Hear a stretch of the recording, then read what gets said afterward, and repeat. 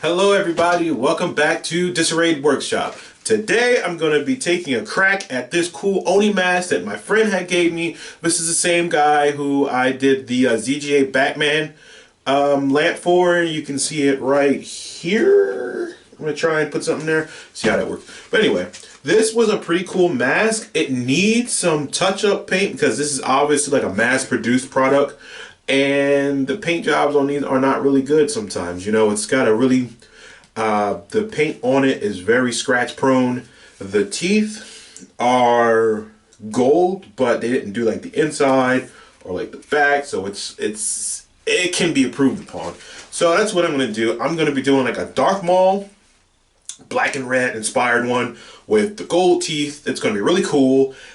He liked Darth Maul from the Star Wars franchise. So I figured, hey, why not? And I'm gonna prep this real quick, you know, put some paint on this, then I'm bringing it over to the table, give you guys an overhead shot of what we're going to be doing and how I'm going to transform it, and then you'll see how the magic happens. Alright, see you there. Alright, so the first thing I did here was kind of do a rough sketch of where I wanted my lines to be with a black Sharpie marker. In retrospect, this probably wasn't the best idea, but it kind of worked itself out along the way. You can see I did the markings along the cheek, the nose, the mouth, kind of where I was guesstimating where I was going to put my paint at.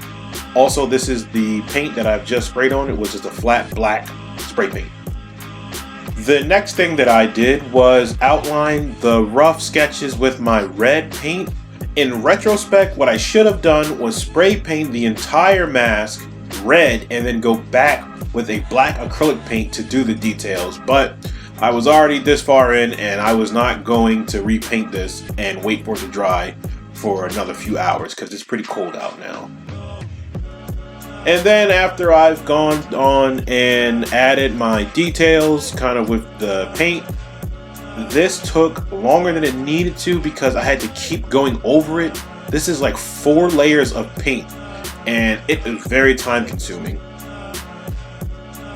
Alright, so now what I've done is just gone ahead and foregone all kind of details. I just decided I'm going to just do my paint in the red and then go back with the black acrylic paint and then do the details. But as you can see, the Sharpie did leave behind my marks from before, so I'll use that as a rough template to add my paint, which is what I'm doing here. That's to make my fine details stand out more with the smaller paintbrush. This will work out for me in the long run because I have a rough estimate of how I'm going to kind of bring it all together.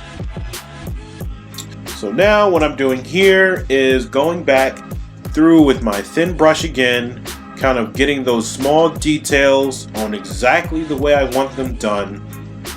Again, if I had just did it in red, this would have been a lot easier, but I digress. I did what I did and the job got done. So now what I'm doing is some cleanup work where I got a little bit of red where I didn't want it at, and after that I'm going to work on the teeth.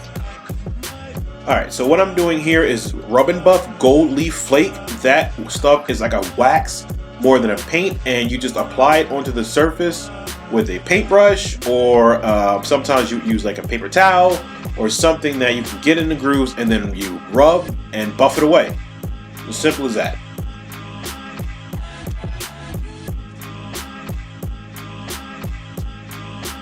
Alright, so I did half of it on the left side. I'm not going to show you guys the right side, but it's more or less the same thing. I'm just applying it in small sections and working it all through the teeth and in the grooves. And once that's done, I will show you the finished product. I hope my friend loves it. This was a real quick video, real easy to do, and it's all hand painted. So I'm kind of proud of myself in that.